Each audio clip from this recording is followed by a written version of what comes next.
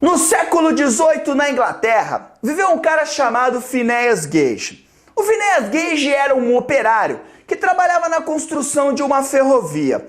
E o que aconteceu? Numa certa tarde de segunda-feira, o Phineas Gage estava preparando alguns buracos com pólvora para explodir tudo, derrubar um monte de árvore para que a ferrovia pudesse ser construída. Mas o que aconteceu foi uma tragédia. Quando ele estava socando a pólvora dentro do buraco, ele estava fazendo isso com uma barra de ferro. E sabe o que aconteceu? A barra de ferro, ela raspou na parede do buraco e aí saiu um monte de faísca. E aí essas faíscas pegaram na pólvora e pum, na cara do Phineas Gage. E aí sabe o que aconteceu? A barra de ferro que estava na mão dele perfurou o crânio dele e a parte frontal do cérebro. E aí você deve estar pensando, pô, Phineas Gage, o cara morreu. Não morreu. Depois de 6 semanas, ele estava totalmente recuperado do acidente. Só que teve um problema. Antes do acidente, o Phineas Gage era um cara simpático, tinha amigos, super trabalhador, super tranquilo, super na paz. Depois do acidente, ele se tornou uma pessoa extremamente mal-humorada, ficava brigando com todo mundo, preguiçoso, não queria mais trabalhar. E a partir daí, os cientistas da época começaram a perceber que a parte frontal do cérebro ela tem uma importância significativa na definição do caráter e da personalidade da pessoa. Claro, antes dela ser afetada, o Phineas Gage era um. Depois de afetado, o Phineas Gage se tornou outro. O cérebro, que é apenas um dos vários órgãos que nós temos formando o nosso sistema nervoso. E botam sangue nesse olho, porque depois da vinheta tem sistema nervoso pra você.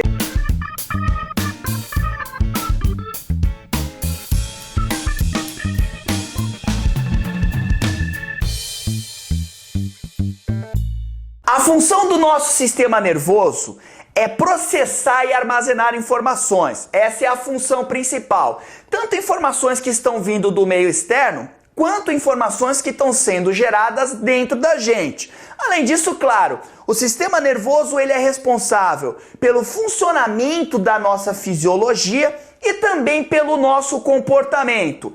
A célula que forma o nosso sistema nervoso é o neurônio. Nós já conversamos sobre neurônio na videoaula sobre tecido nervoso. Não vou falar muito de neurônio nessa nossa videoaula. Hoje, agora, esse momento é só para você entender como é que funciona o nosso sistema nervoso. O sistema nervoso ele é dividido em duas partes. Nós temos o sistema nervoso central e nós temos também o sistema nervoso periférico. Essa imagem aqui nos permite olhar bem como é formado o nosso sistema nervoso.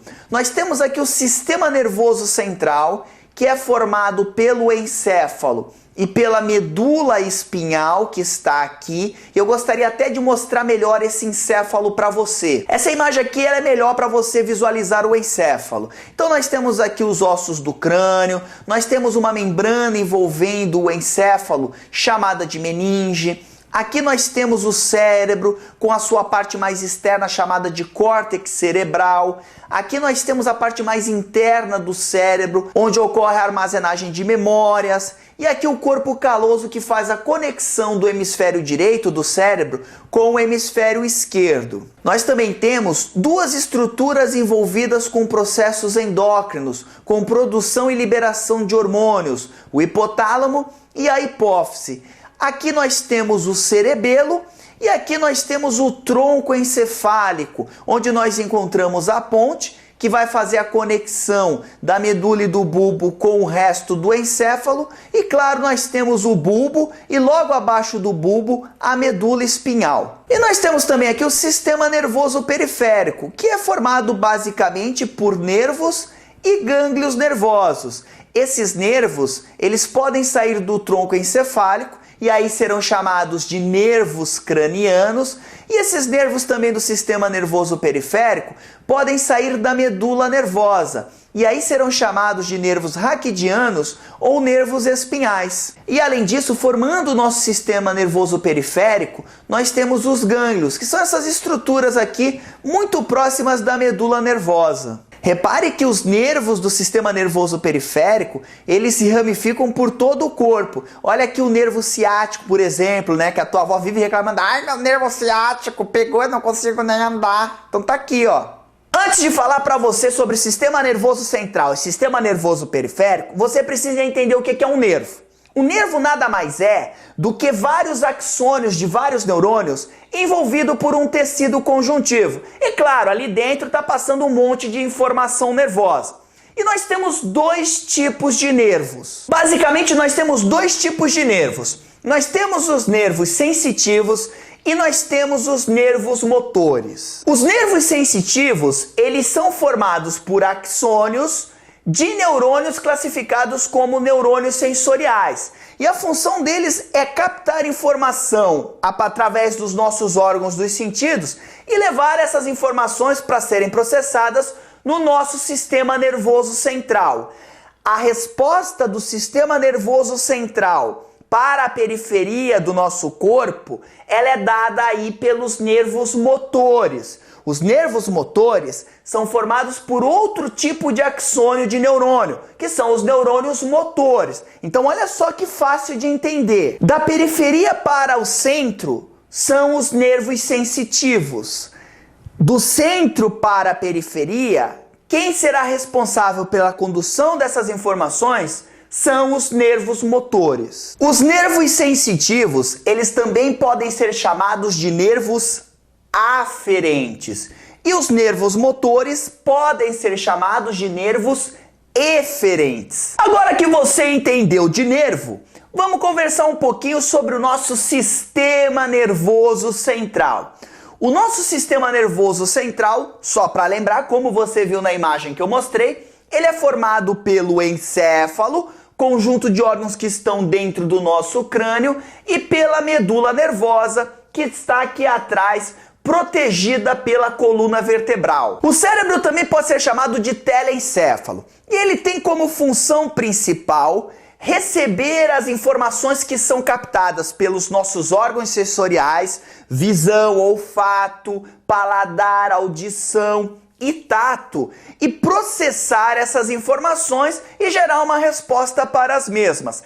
Caso a informação ela seja útil, ela pode ser armazenada na forma de memória. A parte mais importante do nosso cérebro são os 4 milímetros mais externos, que é chamado de córtex cerebral, onde a maior parte das informações são processadas. Os seres humanos, ao contrário do que muita gente pensa, não possuem o maior cérebro do reino animal. Pô, elefante, baleia possuem cérebros muito maiores que os nossos. Só que quando a gente compara o tamanho do nosso cérebro relacionado com o tamanho do corpo, aí sim nós temos o maior cérebro do reino animal, junto com os golfinhos. Só para você ter uma ideia, 20% de toda a energia que é consumida dentro do nosso corpo, ela é consumida pelo nosso sistema nervoso, principalmente pelo cérebro. Esse cérebro ele é formado por dois hemisférios, o hemisfério direito e o hemisfério esquerdo. E esses dois hemisférios, eles são conectados por uma estrutura chamada de corpo caloso. E um detalhe muito interessante é que o hemisfério direito, ele controla o lado esquerdo do corpo. E o hemisfério esquerdo controla o lado direito do nosso corpo. O hemisfério cerebral direito, além de controlar o nosso lado esquerdo, ele é responsável pela criatividade, pela produção de ideias, pelo nosso lado sonhador, né? Quem tem muito talento com artes tem uma atividade cerebral no hemisfério direito muito mais intensa do que no hemisfério esquerdo. Já o hemisfério esquerdo, ele controla o lado direito e também ele é responsável pela parte da matemática, pela parte da razão, pela parte do bom senso. Então pessoas que são muito contidas, né, que não se deixam levar pela vida, geralmente tem uma atividade mais intensa no lado esquerdo do cérebro. Quando a gente fala de cérebro e de hemisférios, é importante que você saiba que o cérebro masculino ele é diferente do cérebro feminino. É por isso que homens e mulheres não conseguem se entender direito. Um não entende um comportamento do outro porque são cérebros que são diferentes, que foram moldados pela nossa história evolutiva, pela seleção natural. O homem precisou ter um cérebro capaz de se concentrar em apenas uma tarefa. É por isso que o teu pai, quando por exemplo está vendo televisão e tem gente conversando atrás dele, ele fica quieto que eu estou vendo a TV.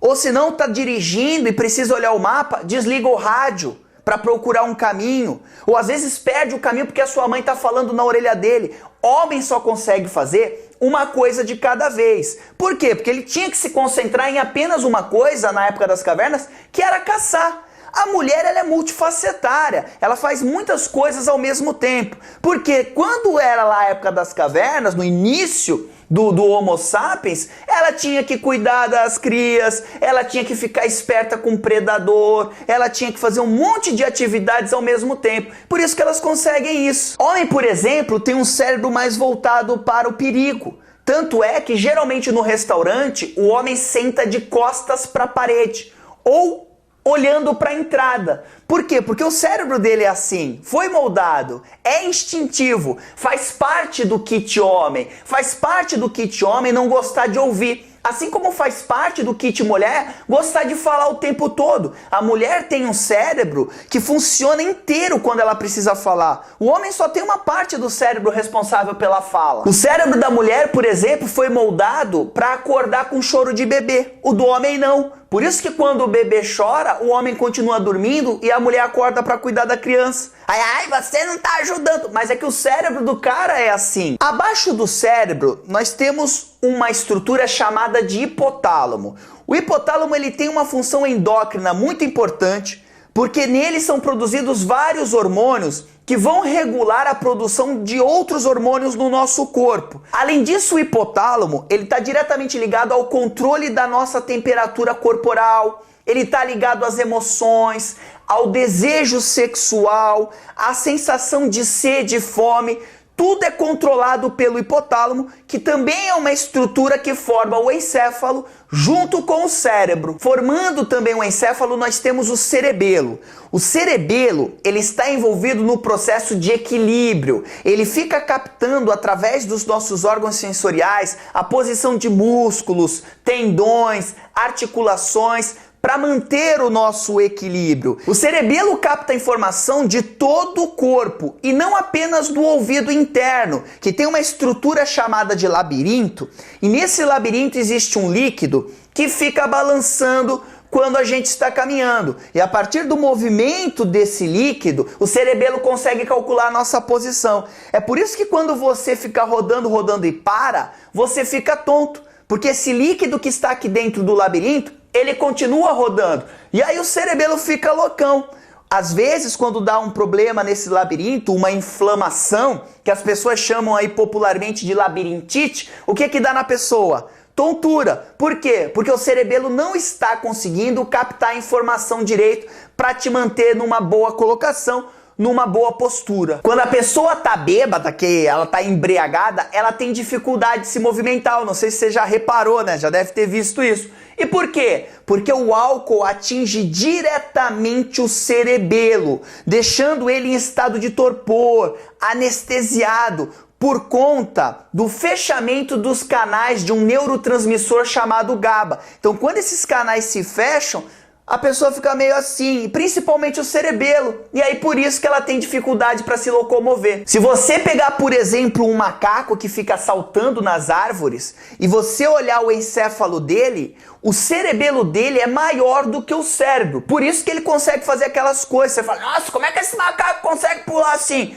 Porque ele tem um cerebelo extremamente desenvolvido. Atrás aqui do nosso crânio nós temos o tronco encefálico. O tronco encefálico, que também faz parte do nosso encéfalo, ele faz o controle das nossas funções vitais. É uma região de extrema importância. Só para você ter uma ideia, nesse tronco encefálico nós encontramos o bulbo. O bulbo é uma região responsável é bem tranquilo, ele só é responsável, não é nada importante. Ele é responsável pelo batimento cardíaco, ele é responsável pelos nossos movimentos digestórios, ele é responsável pela nossa respiração, ele é responsável pela nossa pressão sanguínea. Só isso que o bulbo faz.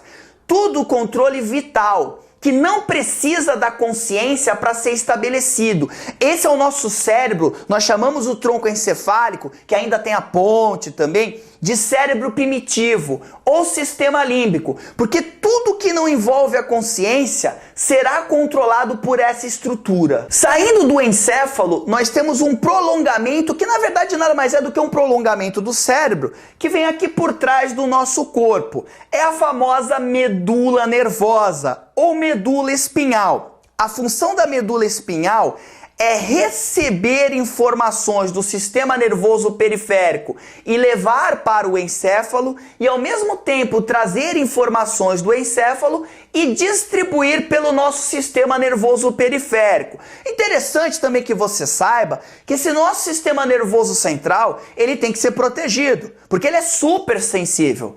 Qualquer dano pode ser fatal para a pessoa, para o organismo, para o animal. Protegendo o nosso encéfalo, nós temos aqui a caixa craniana, que não é redonda à toa. A configuração redonda, ela é muito mais resistente. Basta ver, por exemplo, um ovo, um ovo de galinha. Ele tem uma casca super fina, mas pela estrutura da casca ele é extremamente resistente, justamente por adquirir essa conformação redonda. E o crânio, a nossa cabeça, ela é redonda, porque assim o crânio fica mais fortalecido do que se a nossa cabeça fosse quadrada. Outra coisa também que protege o nosso sistema nervoso central é a coluna vertebral, que vai envolver a nossa medula nervosa. E ainda nós temos uma membrana envolvendo o sistema nervoso central, que é chamada de meninge. Na verdade, a meninge é um conjunto de 3 membranas. A membrana mais externa, ela é chamada de dura mater. E a membrana mais interna, que fica mais unida aos órgãos do encéfalo e à medula nervosa, ela é chamada de pia mater. E no meio dessas duas membranas, nós temos uma outra membrana mais esponjosa, que é chamada de aracnoide. Nessas membranas ainda tem um líquido para proteger ainda mais o nosso sistema nervoso central. Esse líquido é chamado de líquido cefalorraquidiano, ou líquor. Só para você ter uma ideia, o problema da meningite, por que a meningite ela é tão perigosa? Porque a bactéria da meningite, ela causa uma inflamação justamente na meninge. E a meninge é a membrana que protege o nosso sistema nervoso central. Então por isso que muitas vezes ela deixa sequela, a pessoa pode ficar surda, a pessoa pode ficar cega, porque é essa membrana que está sendo atacada pela bactéria. O sistema nervoso central, ele tem uma estrutura que nós chamamos de massa cinzenta e massa branca. A massa cinzenta é a região do sistema nervoso central aonde estão os corpos celulares do neurônio. É só guardar. Cinzenta começa com C, C de corpo celular. E a massa branca é onde estão os axônios dos neurônios. Um detalhe muito importante. No nosso cérebro, a massa cinzenta está por fora, na parte mais externa, e a massa branca está na parte mais interna. Na medula nervosa, isso inverte, ou seja, a massa cinzenta fica por dentro da medula nervosa e a massa branca ela fica por fora. Além do sistema nervoso central, nós temos o sistema nervoso periférico, que são os nervos que irradiam do sistema nervoso central e se espalham por todo o nosso corpo. Além desses nervos, nós temos estruturas que nada mais são do que conjuntos de corpos celulares de neurônios, chamados de gânglios, que são espalhados pelo nosso corpo, principalmente nas regiões próximas da coluna vertebral. Então o sistema nervoso periférico, ele é formado pelos nervos e pelos gânglios. Só que esse sistema nervoso periférico, ele é dividido em 2 sistemas nervosos. Nós temos o sistema nervoso periférico somático, e o sistema nervoso periférico autônomo. O nosso sistema nervoso somático, ele é formado por neurônios sensoriais e por neurônios motores. Então ele está diretamente envolvido na captação de informações através dos nossos órgãos dos sentidos, né? Informações sensoriais que a gente vai captando por todo o nosso corpo, e ele também está envolvido nos processos de controle voluntário, como, por exemplo, o funcionamento da nossa musculatura esquelética. Quer ver, ó? Braço, levanta. Levantou. Braço, baixa. Eu estou controlando isso. É um controle voluntário. Então, o sistema nervoso periférico que está envolvido nesse processo pedagógico é o sistema nervoso periférico somático. Já o sistema nervoso autônomo, ele não tem a participação voluntária, ou seja, ele funciona sozinho. Você não vai mandar ele fazer alguma coisa ou deixar de fazer alguma coisa. Ele está diretamente formado apenas por neurônios motores. Não existem neurônios sensoriais formando o sistema nervoso periférico autônomo. E ele controla o funcionamento das nossas glândulas endócrinas, a contração da musculatura lisa e da nossa musculatura cardíaca. Você não fica falando teu coração, vai lá, contrai, relaxa, contrai, relaxa, contrai. Ele tá aqui, ó. Enquanto eu tô falando pra você, o meu coração ele tá funcionando tranquilamente. Eu não tô pensando nisso. Então quem tá envolvido nesse processo pedagógico é o sistema nervoso periférico autônomo. Esse sistema nervoso periférico autônomo, ele é dividido ainda em mais dois grupos. Nós temos o autônomo simpático e nós temos o sistema nervoso periférico autônomo parasimpático. Quando a prova pergunta para você sobre sistema nervoso, geralmente a questão que vem sobre isso é sobre sistema nervoso autônomo periférico simpático e parasimpático. Então é muito importante que você entenda como eles funcionam. A primeira coisa que você tem que entender é que o sistema nervoso periférico autônomo simpático e parasimpático, eles são antagônicos. Ou seja, se um vai estimular, o outro vai desestimular a mesma ação. Além disso, eu quero que você guarde o neurotransmissor mais importante nesses dois sistemas nervosos periféricos.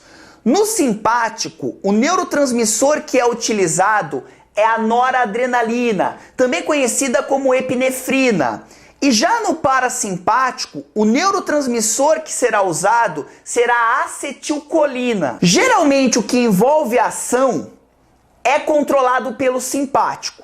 E o que envolve relaxamento ou desestimulação dessa ação é controlado pelo parasimpático. Então olha só que tranquilo de você entender. Quando o teu corpo precisa que o coração bata mais rápido, ele vai usar o sistema nervoso periférico autônomo simpático e será jogado, na verdade, noradrenalina. Com isso, o marca-passo recebe esse estímulo e ele passa a fazer o coração bater mais rápido. Só que, de repente, esse coração precisa relaxar. Quem é que vai entrar em ação agora? O sistema nervoso periférico autônomo parasimpático, descarregando qual neurotransmissor agora no marca-passo?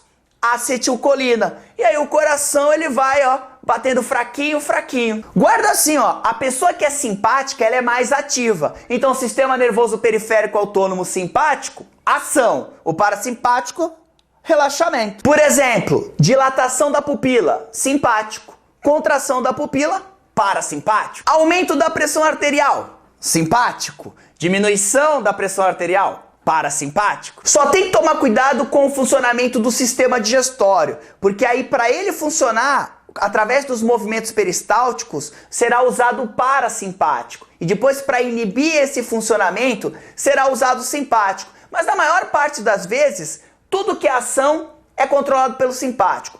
Tudo que é contrário a essa ação será controlado pelo parasimpático. Outro assunto também que é muito questionado quando se fala de sistema nervoso é a questão do atorreflexo ou arco-reflexo. E o que seria isso? É quando você recebe um estímulo e ele não é enviado para o cérebro. Ou seja, esse estímulo bate na medula nervosa e a própria medula nervosa já envia uma resposta do que você tem que fazer para aquele estímulo. Então vamos entender aqui como funciona o ato reflexo patelar, que é aquele que você leva uma martelada no joelho e levanta a perna na cara do médico. Então o que vai acontecer? Quando você leva a martelada, essa informação será levada. Qual a informação, Jube? A que você está levando uma martelada no joelho, ela será levada para a medula nervosa através de um neurônio sensorial.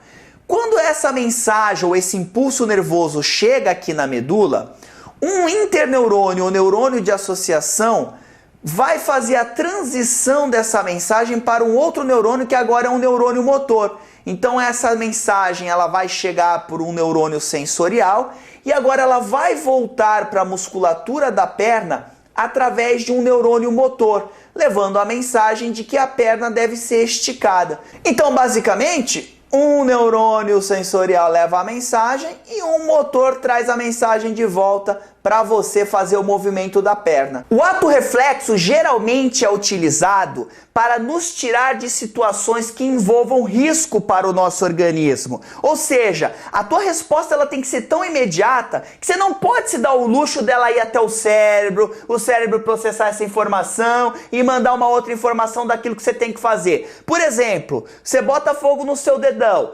Se tivesse a participação do cérebro, olha só o caminho. Está pegando fogo no dedão, o que é que eu faço? Aí o cérebro manda a resposta, tira esse dedão agora daí. Meu, você já queimou o corpo inteiro. Então, na verdade, quando você bota fogo aqui, um neurônio sensorial já envia uma mensagem para a medula, e aí um neurônio motor volta dizendo para você tirar o dedo. Geralmente são situações que você fala um palavrão que parece a palavra baralho, né? Quando você bota o dedo no fogo, o que é que você fala? Baralho? Isso é um ato reflexo. Por exemplo, alguém bota uma taxinha num banco, aí você senta. Assim que você senta, baralho?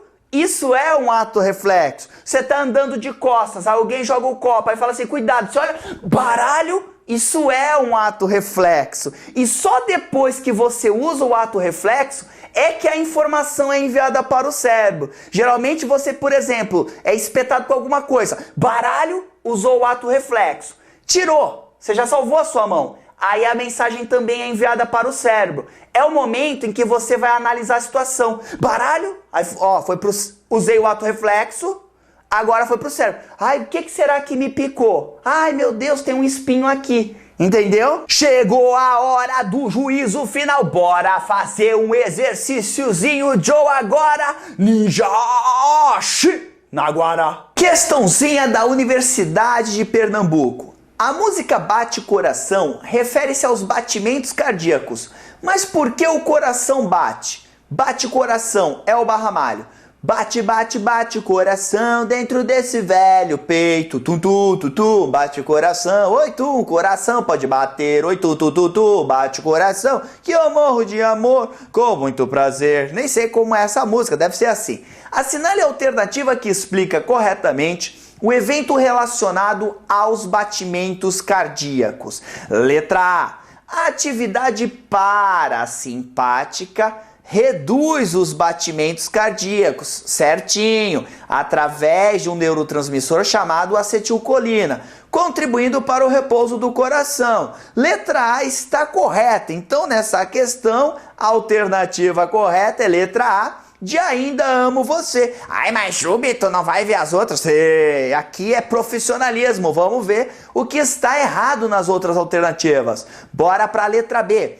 A atividade simpática sob a ação da noradrenalina, diante de situações de defesa ou ataque, diminui a frequência cardíaca? Não! Noradrenalina vai aumentar a frequência cardíaca, como nós falamos. Letra C. A contração do coração, diástole, não. Contração do coração é sístole e relaxamento, que é diástole, são controlados por fenômenos miogênicos. Bilu, o que é esse miogênico aí? Miogênico significa que o controle dos batimentos cardíacos é feito por células musculares que estão lá no nó do sino atrial. Então, quando ele falar de fenômeno miogênico para você, é relacionado ao marca-passo, ao nó do sino atrial que ele está falando. Letra D. apesar de sua contração voluntária, os batimentos cardíacos, você fica assim, bate o coração, relaxa, contrai, relaxa, contrai, relaxa, contrai, não.